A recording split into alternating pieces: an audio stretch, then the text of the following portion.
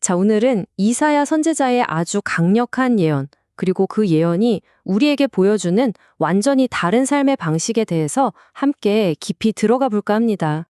여러분, 혹시 이런 경험 없으세요?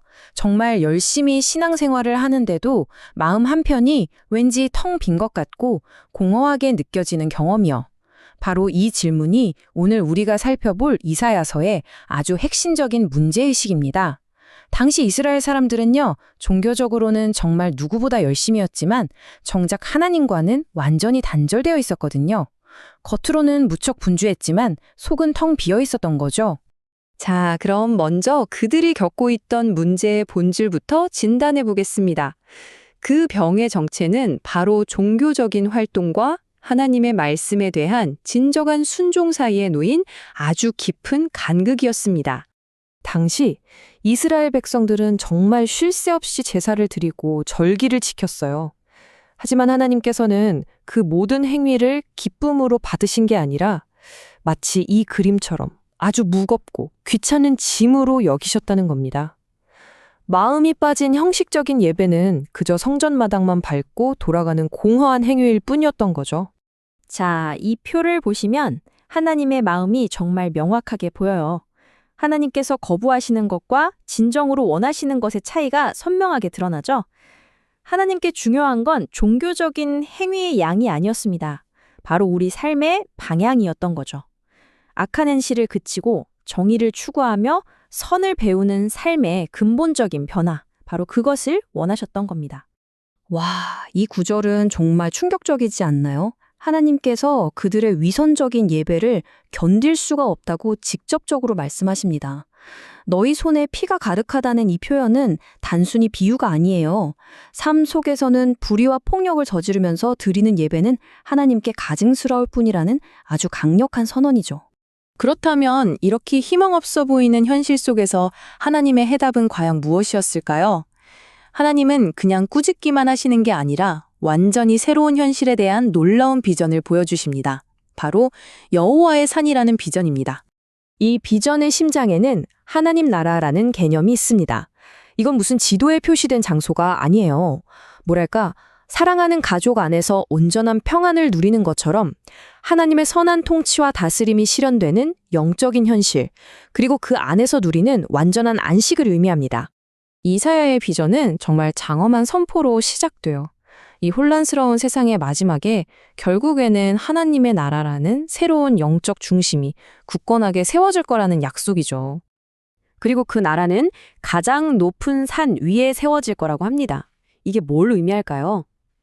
바로 세상에 추구하는 부, 권력, 명예 같은 다른 모든 가치들을 저 발 아래 두고 그 모든 것들 위에 우뚝 서는 하나님의 통치가 얼마나 위대한지를 상징하는 겁니다. 그리고 가장 놀라운 점은요, 이 빛이 어느 한 민족만을 위한 게 아니라는 사실이에요. 국경과 인종을 넘어서 온 세상 모든 민족이 이끌려오는 거대한 희망의 등대가 될 것이라는 거죠. 그 당시로서는 정말 파격적인 비전이었습니다. 그렇다면 사람들이 이 하나님 나라로 이끌릴 때 도대체 어떤 일이 일어날까요? 그 결과는 사회의 근본적인 변화, 바로 완전한 평화입니다. 정말 신기한 건 모든 민족이 모여서 외치는 게 더 많은 불을 달라거나 더 강한 힘을 달라는 게 아니라는 거예요. 그들은 여호와의 산에 오르자, 그분의 길을 배우자고 말합니다. 세상의 방식에 지친 인류가 드디어 하나님의 지혜를 갈망하면서 그 가르침대로 살고 싶어하는 모습이죠. 하나님 나라가 임할 때 일어나는 가장 극적인 변화는 바로 이것입니다. 인류의 폭력과 갈등을 상징하는 바로 이 칼과 창이 뜨거운 용광로에 녹여져서 땅을 일구고 생명을 키우는 보습과 낫으로 다시 태어납니다. 파괴의 도구가 생산의 도구로 변하는 것, 이 얼마나 놀라운 전환인가요? 이것이 바로 하나님 나라가 가져올 결과입니다. 더 이상 서로를 겨누지 않고 전쟁을 위한 훈련도 필요 없는 세상, 갈등이 있던 자리에는 생명을 키우는 일이 들어서고 평화가 어떤 특별한 날이 아니라 당연한 일상이 되는 그런 세상이죠. 자, 그렇다면 이 위대한 비전이 오늘을 살아가는 우리와는 도대체 무슨 상관이 있을까요? 이 평화의 나라를 향한 길에서 우리의 사명은 과연 무엇일까요? 여기서 세상과 하나님 나라의 결정적인 차이가 드러납니다. 세상은 보통 성공이나 부를 쌓아서, 즉 무언가를 함으로써 doing, 빛을 내려고 하잖아요. 하지만 하나님 나라의 방식은 정반대입니다. 먼저 내 자신이 용서와 평화를 살아내는 존재가 됨으로써 being이 되는 겁니다. 바로 이 문장이 오늘 이야기의 핵심입니다. 세상에 영향력을 미치려고 애쓰기 전에 내 안에서 먼저 하나님 나라가 이루어져야 한다는 것. 우리가 그 나라를 살아낼 때 우리의 삶 자체가 세상이 볼 수 있는 빛이 되는 것이죠.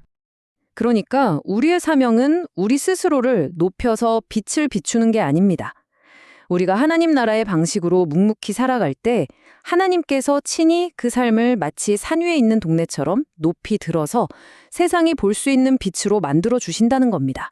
이제 이 질문을 우리 각자에게 던져보면서 오늘 이야기를 마무리하려고 합니다. 여러분의 삶에서 다른 사람을 아프게 하고 관계를 무너뜨리는 그 칼은 무엇입니까? 그리고 여러분은 오늘 그것을 녹여서 생명을 살리고 평화를 만드는 보습으로 바꾸어 가고 계신가요?